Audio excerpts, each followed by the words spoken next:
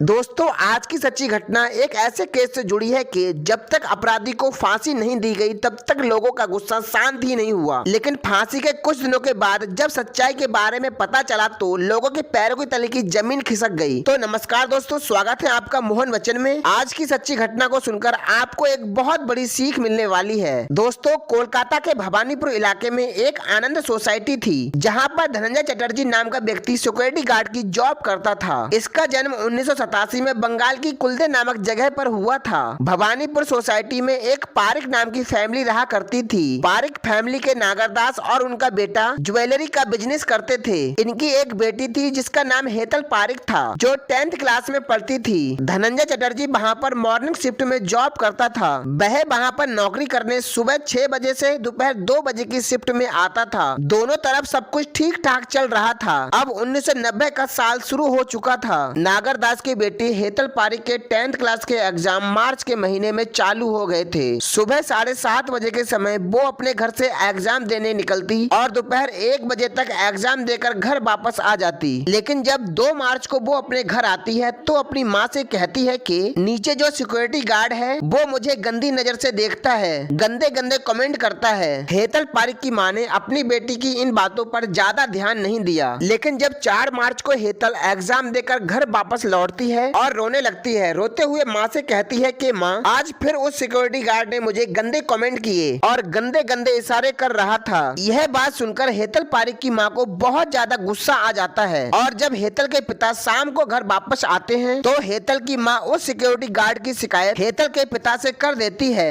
हेतल की माँ की सारी बातें सुनकर हेतल के पिताजी को बहुत ज्यादा गुस्सा आ जाता है। तब हेतल के पिता नागरदास इस सिक्योरिटी गार्ड की शिकायत सोसाइटी के हेड से कर देते हैं। इस बात को सुनकर सोसाइटी का हेड धनंजय चटर्जी का ट्रांसफर दूसरी जगह कर देता है। दोस्तों यह बात 4 मार्च की है। लेकिन जब धनंजय चटर्जी को 5 मार्च को दूसरी जगह ड्यूटी देने जाना था, लेकिन धनंजय चटर्जी दूसरी जगह ड्यूटी न जाकर आनंद सोसाइटी में ड्यूटी देने आ जाता है और सुबह 6 बजे अपनी ड्यूटी शुरू कर देता है। इधर हेतल के पिता और उसका भाई अपनी दुकान पर चले जाते हैं और हेतल अपना एग्जाम देने चली जाती है और एग्जाम देकर दोपहर के 1 बजे हेतल अपने घर वापस आ जाती है। जैसे ही शाम के 5 बजते हैं वैसे ही हेतल की माँ हर रोज की तरह कंपार्टमेंट के मंदिर में पूजा करने चली जाती हैं। लेकिन आज 5 मार्च को धनंजय की ड्यूटी 2 बजे खत्म होने के बाद भी वह अपने घर नहीं जाता। यहाँ तक कि दोपहर के बाद वाली शिफ्ट के गार्ड भी आ जाते हैं। धनंजय वहीं पर गार्ड रूम में अपने कपड़े बदलकर ड्यूटी कर रहे गार्ड से बातें करने लगता है। जैसे ही शाम के 5 बजते हैं वैसे ही हेतल की माँ मंदिर में पूजा करने चली जाती है और जब टाइम 5:25 होता है तब धनंजय चटर्जी गार्ड से बोलता है कि मुझे कुछ काम से 3rd फ्लोर पर जाना है। गार्ड बोलता है क्या काम है धनंजय? तब धनंजय सिक्योरिटी गार्ड से बोलता है कि मुझे सोसाइटी मैनेजर से ट्रांसफर के बारे में बात करनी है। और इतना कह के 5:25 पर धनंजय लिफ्ट से 3rd फ्लोर पर चला जाता है। लेकिन वैसे ही कुछ देर के बाद सिक्योरिटी मैनेजर वहाँ पर आ जाते हैं और वो गार्ड से पूछते हैं कि धनंजय क्या यहाँ पर आया था? जहाँ मैंने उसका ट्रांसफर किया था वो वहाँ पर नहीं पहुँचा। तो सिक्योरिटी गार्ड बोलता है कि हाँ धनंजय यहीं पर है, वो 3rd फ्लोर पर कुछ काम से गया है। तब सिक्योरिटी मैनेजर गार्ड से धनंजय को बुलाने के लिए बोलते हैं। जब गार्ड बाहर खड़े होकर धनंजय को आवाज मारता है तब वो 3rd फ्लोर की खिड़की खोलकर बोलता है कि हाँ मैं अभी आता हूँ नीचे। 3rd फ्लोर पर ही हेतल पारिक रहती थी। जब धनंजय चटर्जी नीचे आता है तो